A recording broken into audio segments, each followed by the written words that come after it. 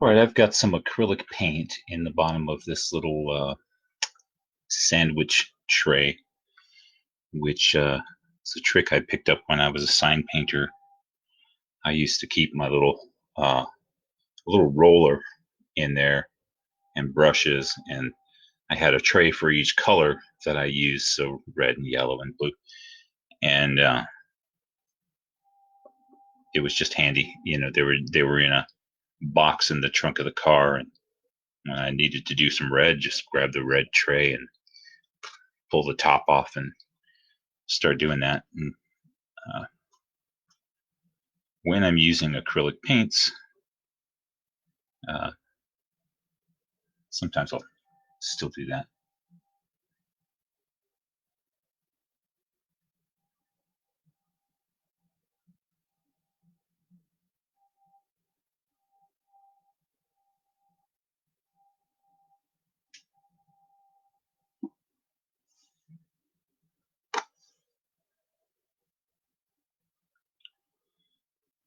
If you haven't followed me long, you'll wonder why I'm painting in a thing that already has a frame on it. Um, the reason for that is that all of my paintings are on recycled material. This is actually a little cabinet door, probably the piece that went up above somebody's stove. Little short set of doors, and so somebody was redecorating the house or something, and threw out the old cabinets, and so I retrieved the doors and I do paintings on them because they're about right. That started out of financial desperation, which is still kind of my world, but it's more just become a thing. Recycling has always been important to me, so I recycle.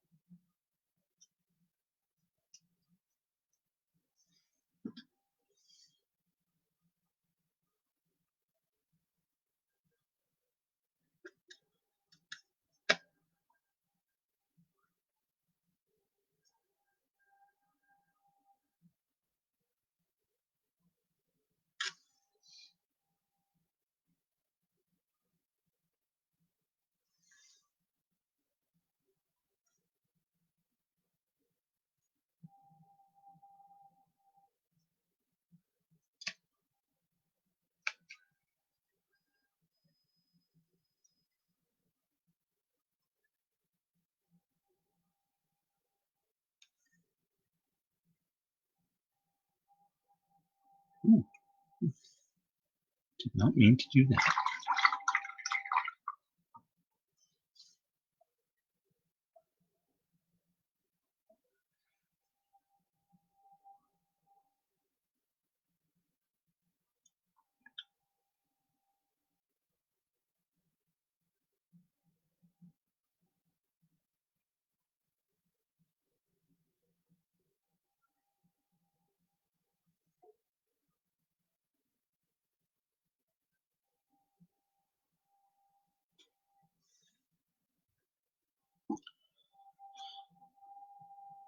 In the old days of being a sign painter, I painted on store windows, and I could be as sloppy as I wanted to because if I got something completely wrong, I could take a razor blade, scrape it back off, and and then I went around with black outlines at the end and cleaned everything up. And so I did that for over 20 years, about 22 years as a full time thing, and that's a lot of muscle memory that I now have to overcome because that doesn't work here. Every brush stroke is where it's going to be. and I have to not do any of that. So there were a lot of things I learned doing that job that carry with me and, are just a part of my style. But that's one of the things I have to kind of try to shake off.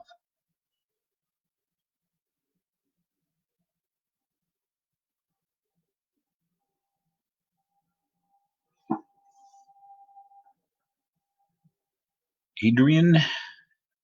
Hi, Adrian. Hello from England. All right. Well, it's good to have you. We're painting a bird. This is a May 5th tradition for me. Um,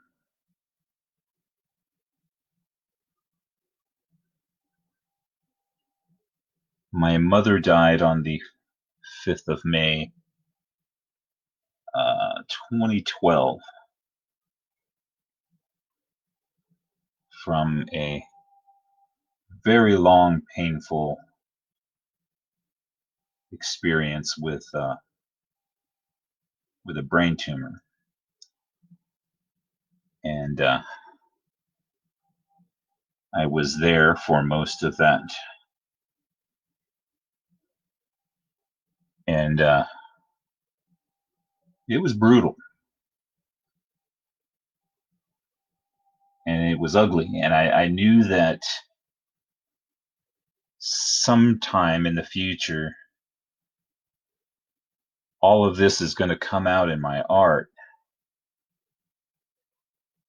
and it's probably going to be some ugly art. I was afraid of that, but it is definitely what I was experiencing, a very, very horrifying time, and because she was just in so much pain and it just wouldn't let go. And very close to the end, she said a little thing about birds. Um, I was looking out the window and just nattering on and on. Uh, it seemed to give her some comfort if somebody was talking to her. So I was just talking, talking, talking, and long since run out of anything actual to say. I don't talk that much, and so I was just kind of looking around, and it wasn't clear how much she was getting. You know, sometimes you could tell she knew exactly what you said, and sometimes it was she didn't seem to be getting anything. But uh, I looked out the window, and these birds were playing in the bird bath. She had made a bird bath out of some old pottery, put it together, and so I said something about that, and she became very sharp and focused there for a second. She said, "Birds?" I said, "Yeah, out there." She says, "Well, you've got to tell them. You've got to tell them." And I said, "Well, what do you want me to tell them?" She said, "Tell them I have cancer."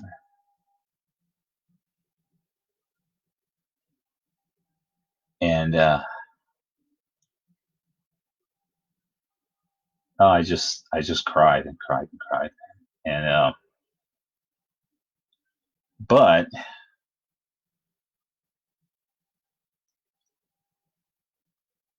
I had wanted so hard to do something for her because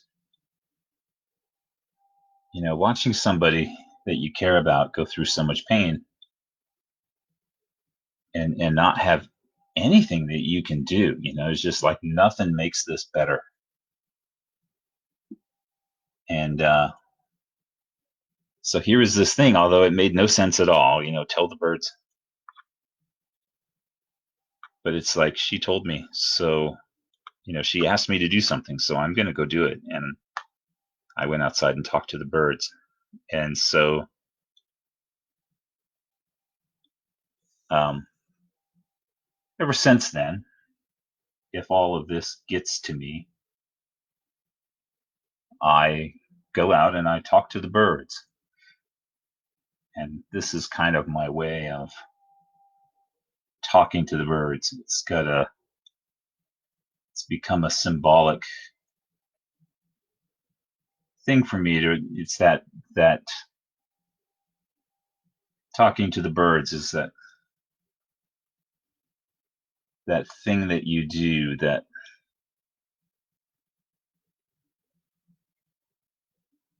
just makes you feel better, that makes you feel like you're doing something worthwhile, when there's nothing you can really do. Sending a card, you know, uh, whatever. I mean, that's kind of you're kind of talking to the birds when you do things like that.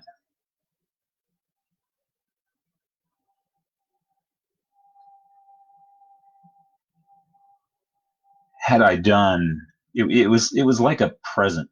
I've always looked at that moment as like the last time in my life that my mom gave me a present, because um, for one thing, we'd been up for 5 days. Um, she wanted to die at home, so she did, and um, the hospice people came around, but um, she basically screamed and cried like she was on fire 24 hours a day for 5 straight days, and there's no sleeping in a house like that. And so we'd been up for 5 days, and not only up, but horrifically traumatized relentlessly 24 hours a day for 5 days. And when she said that, it was almost like like she had opened a little window and let some of the pressure off.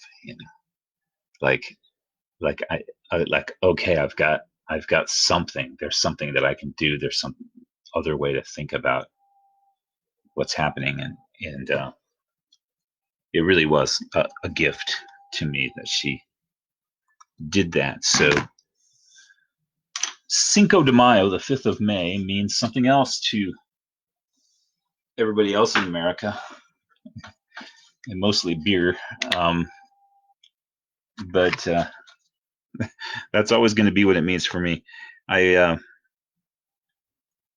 I almost regret that it happened on a holiday, because maybe it would be nicer if a whole year could go by and I couldn't remember, if it didn't come around. But because it's on a holiday, inevitably I'm going to think about it. I'm going to obsess about it. Every year at this time, so I may as well just roll with it. Do a painting.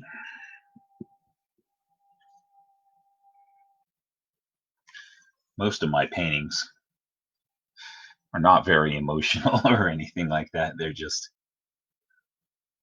some naked chick fighting a giant snake or something. Not a whole lot of symbolism or anything like that. But every now and then something comes out.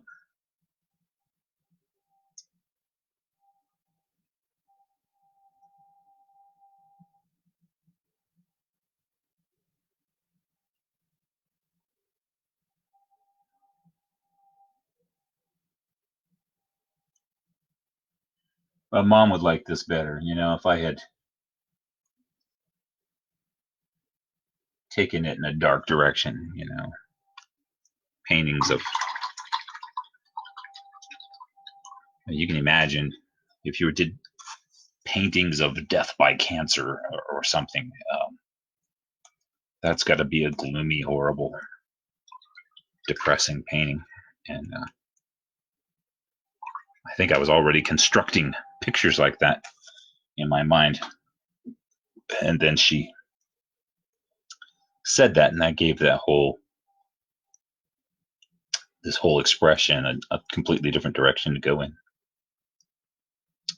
So that aspect is a good thing.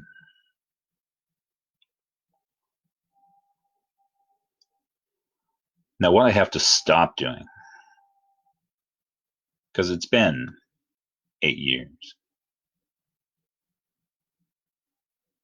I have to stop using this as an opportunity to think about the traumatizing experience of her death and start using it as a chance to think about what kind of a person she was.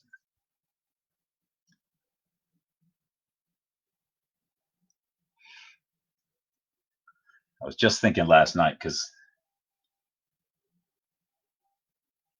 somebody was writing about something about zombies. I don't remember. Zombies come up a lot in fantasy discussions,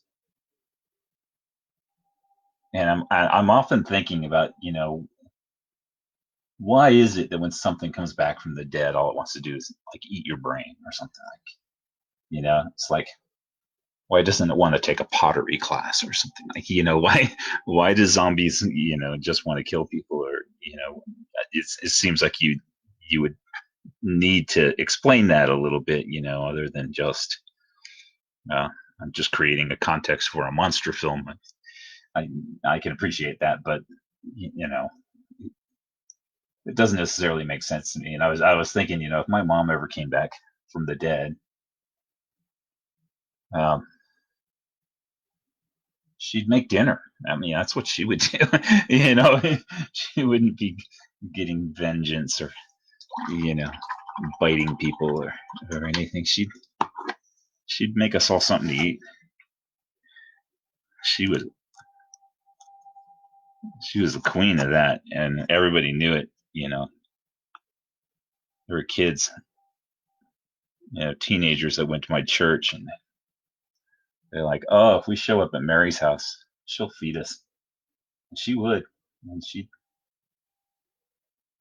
just show up, and she'll go, "Oh," run down to the freezer and start pulling things out. I don't know if she even had anything in particular in mind. She'd just start grabbing things and go into the kitchen, and within 20 minutes, there was a hot cooked meal, something really good.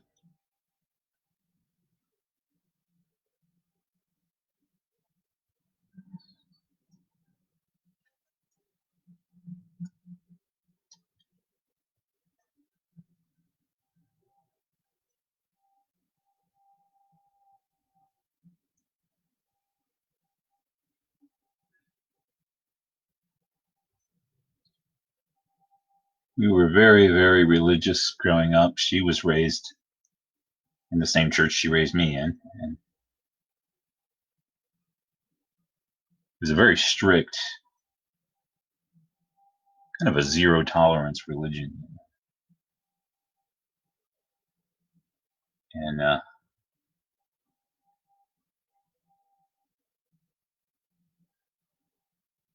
mean, if you mess up, you could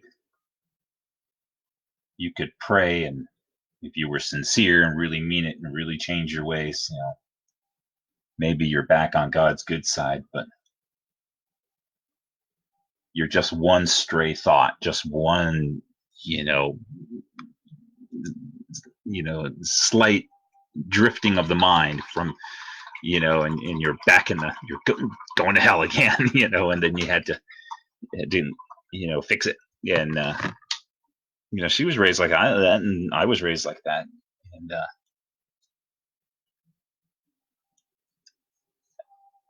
it's, there's something actually pretty deeply embedded in our culture that's not unique to my church. Um, our whole culture thinks like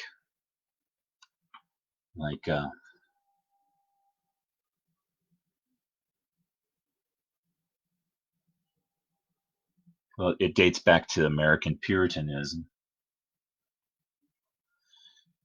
and the way every time we form a new organization, we we structure it the same way. We build it just like a puritanical church. Um, And I just read a book called The American Mind. It's very interesting. It's basically about the history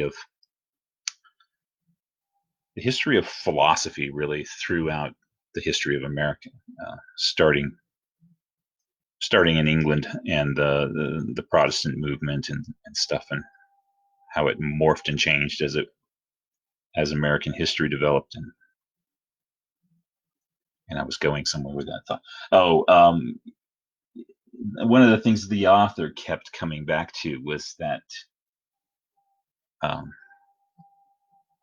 the Puritanism just never went away. It's just like every time somebody thinks they've developed something.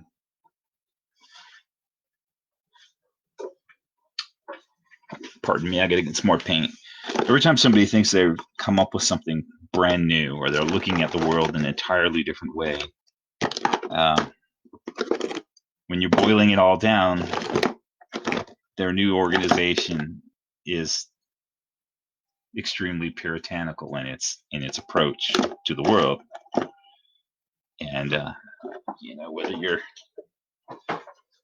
pagans or vegans or the new left or the hippie movement or the feminist movement or whatever, there's an element of inflexible puritanism in the way that you do things, and very part and parcel is that notion um, that zero tolerance notion.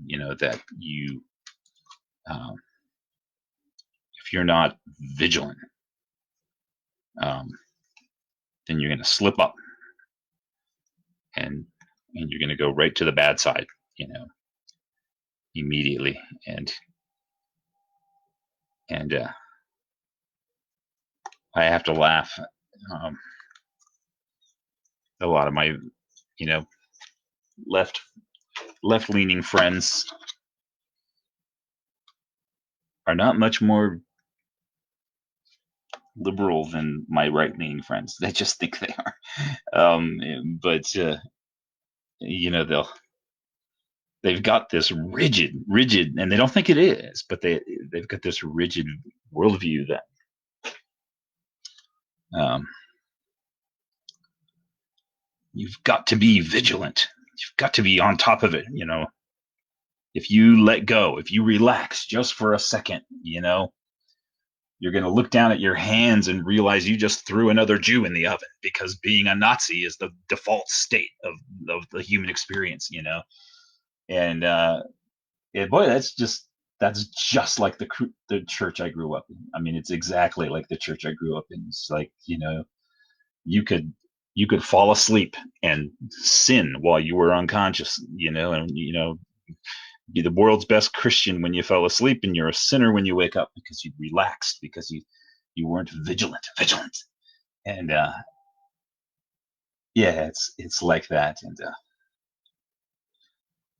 well, mom had a little bit of that. She was she was a very sweet, very nice person, but she was afraid of that slippery slope, that you know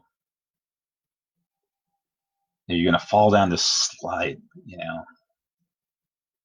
So, like, her father was a drunk and her grandfather was a drunk.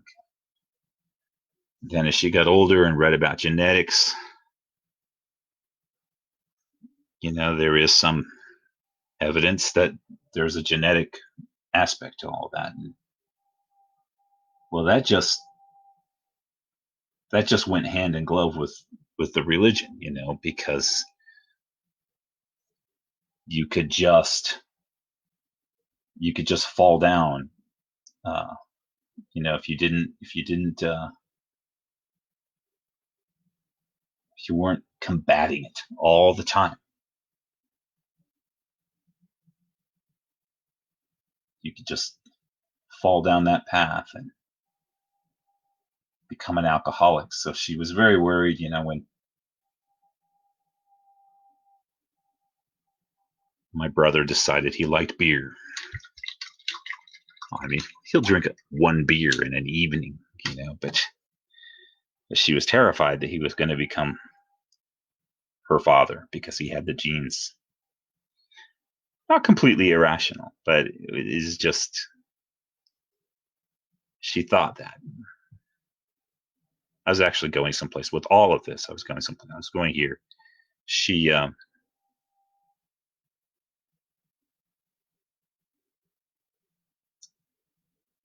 mom, my grandmother, was never very nice to my mom, and the rest of us really didn't see it very much. It was strange. It's like some family drama is just screaming at the dinner table and stuff. And there was never anything like that. It was kind of like private, almost secretly. These barbs being exchanged between the two of them that would go quiet when somebody else went and was in the room, and so I was unaware of it most of my life. But as grandma got older, uh, she was less able to hide her colors, and it all came out in the rest of the family. Some people who had been told that she's like this, and had said, "Oh no, it's got to be your imagination. She's a nice lady." It's just all of her not so nice lady aspects came out in the open when she was very old, when she was starting to lose her mind. She had dementia, and oh my God, she was just horrible. She was horrible to everybody. Me, my sister. She'd always been sweet to us, but she's just horrible to everybody all of a sudden. And so my mom said many times, her big fear was that somewhere deep down inside, she was just like that. My mom thought that she would be just like that, and so that, like, if if she got old and started losing her mind, she would start turning into her mother and would be horrible to us. And yeah, just I know this is a long-winded ramble, but I just don't think people work that way. I think, if it's your nature to act that way, it's your nature to act that way. It's definitely grandma's nature to be like that. It was my granddad's nature to be a drunk, and it was my mom's nature to be the sweetest person in the entire world.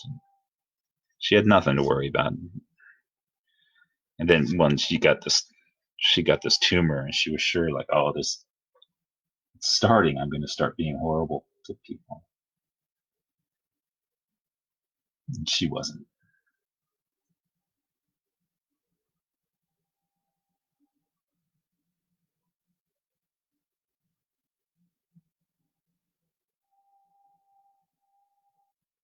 Which isn't to say we always agreed about everything,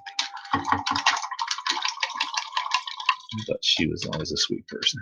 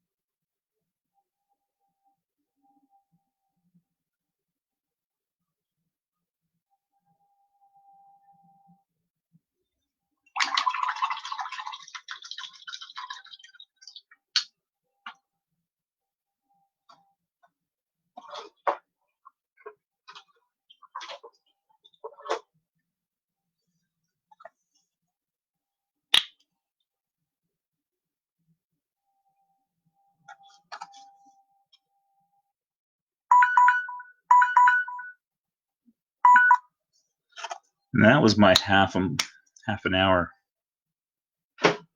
bell.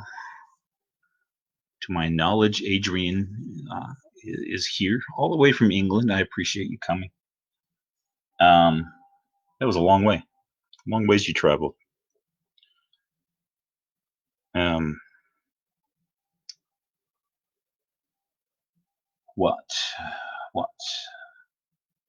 I talked more than I expected to. Probably more than I should have. I'm using acrylics because they're fast, and I wanted to see what I could do in a half-hour demo. And for the most part, in oils, at least for me, I'm not going to get this far in oils.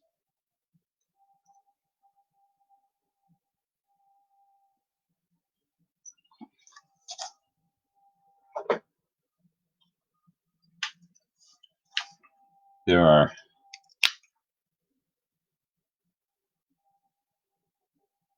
some things about oil paint that I love much more than acrylic paint. But every now and then I'll do a painting, and I feel like there was nothing I did on that painting that really used the virtues of oil paint all that much. And I feel like, I could have done that whole thing in acrylics and gotten the same effect. This board I'm using, it's got this rough texture.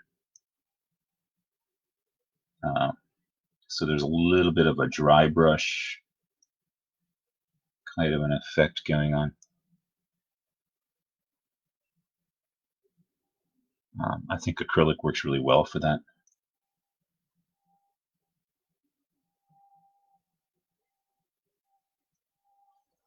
I learned to paint by painting on walls and store windows and things like that. So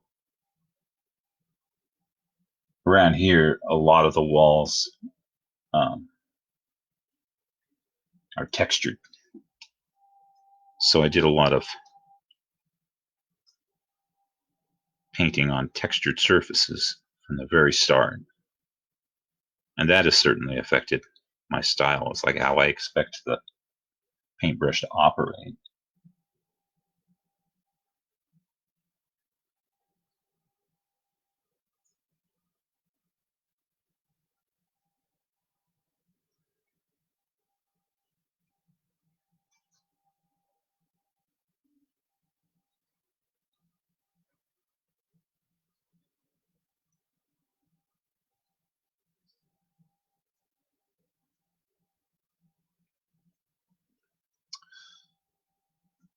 I just tried to do some white highlight, and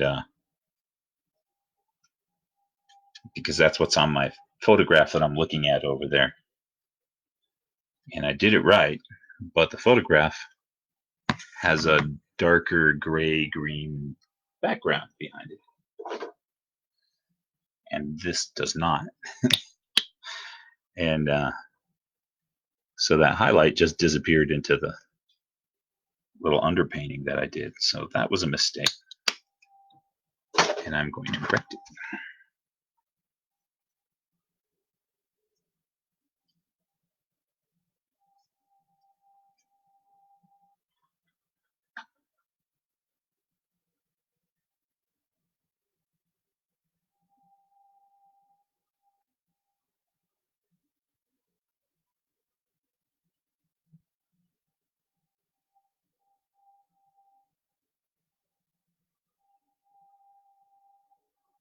This is a goldfinch. It's not one of my photographs because my photographs aren't very good. But I photographed a bunch of goldfinches because we get a bunch out in the front yard. Quite enjoy them. We can put up a little feeder with particular kind of seed that they like.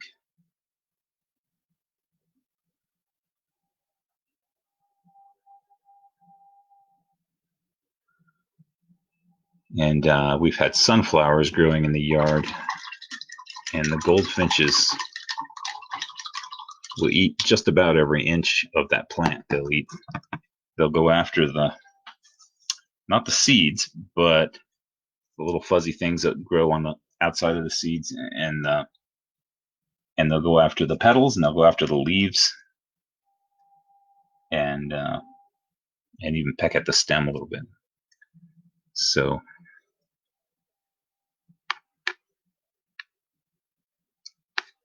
they can have them. They can have the whole plant if they want it. We actually got the sunflowers because there were sunflower seeds in the bird seed that we were feeding the other birds. And they're such messy eaters that they scattered seeds all over the ground. That's how we got our sunflower plants. So I can't get mad if the birds ate the seeds, ate the sunflowers, because they planted them. It's kind of theirs.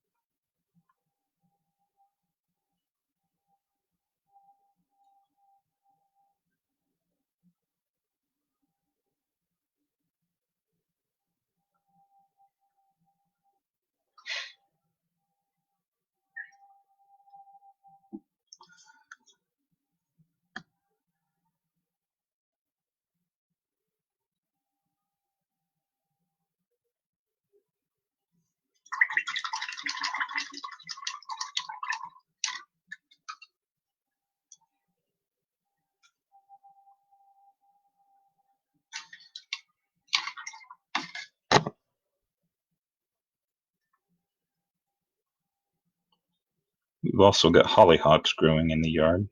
I like them. Always liked them when I was a kid. They were kind of a common sight in the town I grew up in. And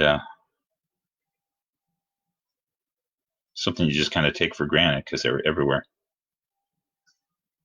And I don't know, somewhere along the line, it just sort of occurred to me. It's just like, I haven't seen a hollyhock. I haven't seen one of those in years. And, so somebody at the farmer's market had some, and just decided I had to buy some and see if I could get them to grow. They had all different colors, and the only one of mine that lived was a white one, and it has spawned many offspring. So I have dozens and dozens of white hollyhocks all over the yard, which is great. I like to get some more colors, but I like it.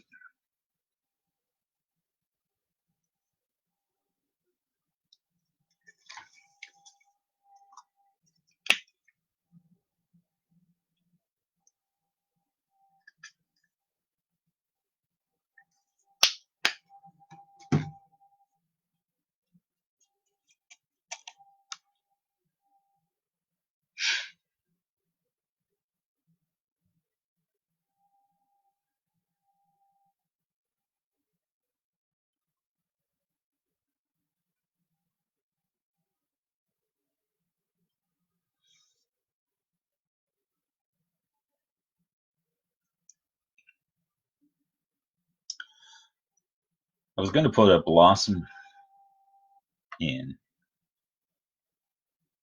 my intention all along, um, but as I go along,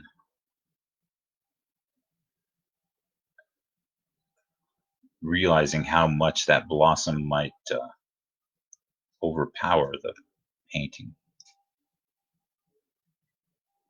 So I'm this far in and I'm making decisions, which is nothing unusual for me. It's not good, but it's nothing unusual for me.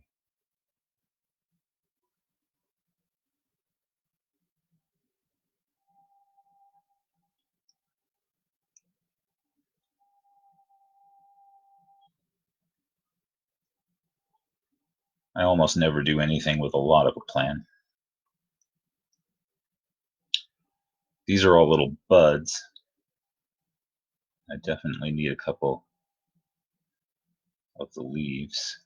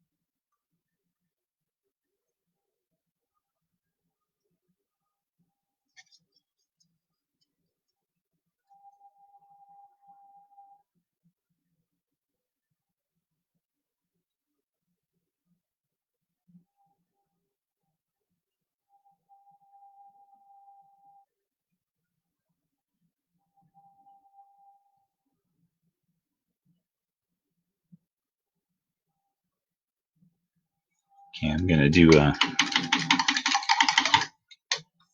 a half open flower. Need some more white.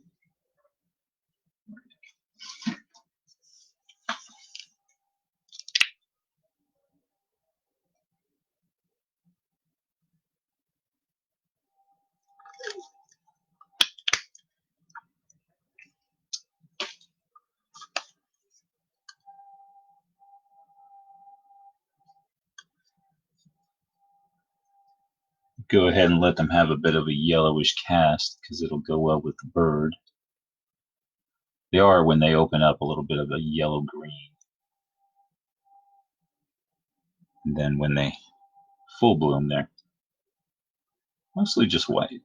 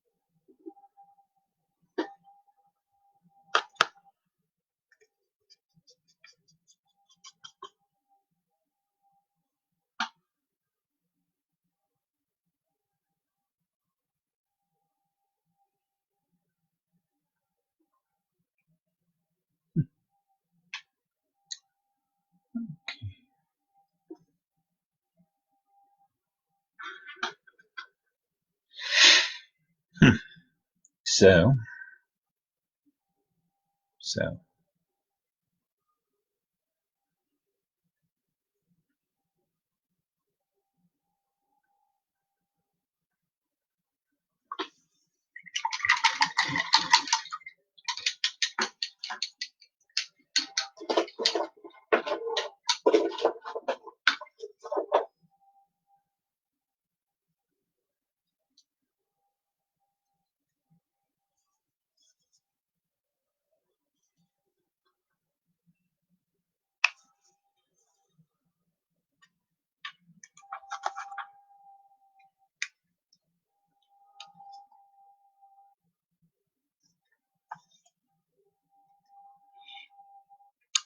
another fine thing about acrylics is they're fairly easy to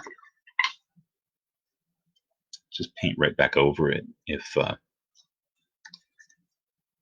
you decide you did something wrong. Uh, the flower would compete with the goldfinch too much. Um, that was my original. Well, my thinking in the middle of the road. So this is um, this is where I've gone. I'm going to try. Like I said, acrylics are easy to cover. You can just kind of go back over it. Sometimes just in a few minutes with another color and get rid of something.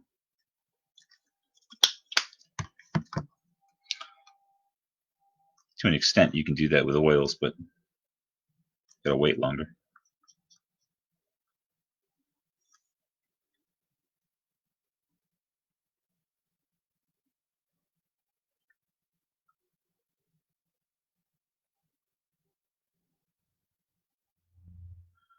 See, my background's not entirely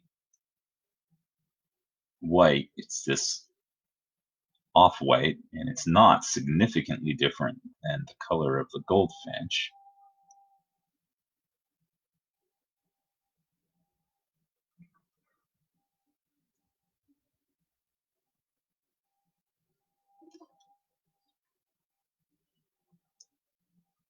So my goldfinch isn't really jumping off really showing up all that good. The part that shows up the best is that little orange foot.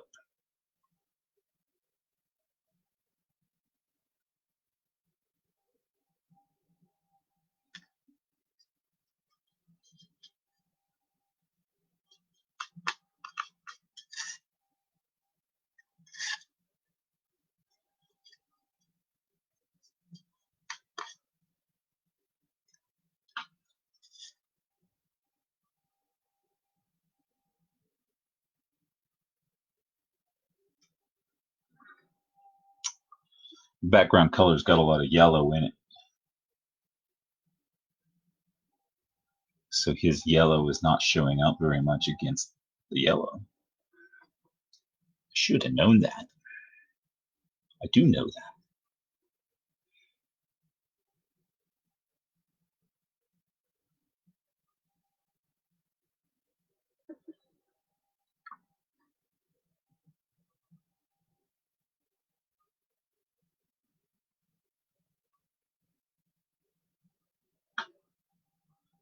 So I'm cheating a tad by putting some reds into the bud and the reverse side are fine. A showy flower is too much. Yeah, I agree. I agree. Thinking you might be on it. Oh yeah, yeah. Sunflower would be well. It would be fun. It would be fun to do like yellow birds and yellow sunflowers on the same thing, but you definitely require some planning. Um,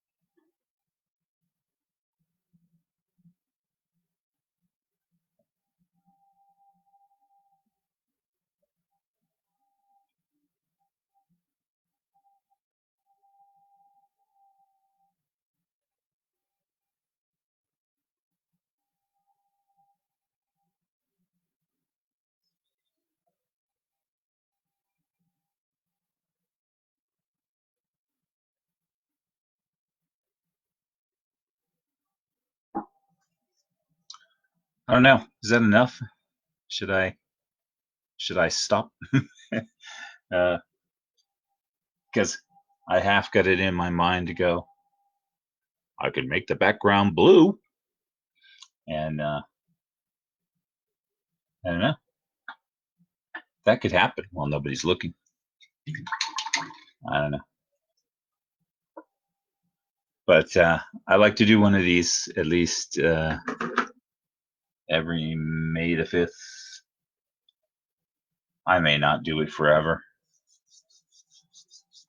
Growing old, senile, I forget. Um, so I think that's 52 minutes. It's at least 22 minutes too long. So has a Japanese feel to it. Really, that's interesting. I'll go with that. Yeah. I'll figure out how to sign my name in Japanese down here. A little stamp.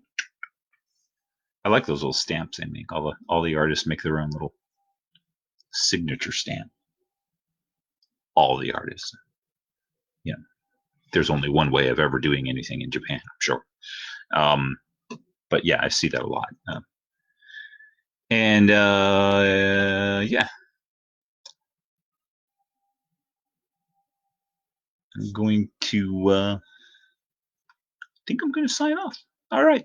Thank you guys for joining me, and hope you have a good day. Adrian, stay safe over there in England. Don't know what things are like over there, aside from prettier than it is here, but it's rather pretty here. We've been watering a lot, so I've got blackberries growing, and I'm going to go pick some right now. Okay. Take care, you guys. Thank you. Bye bye.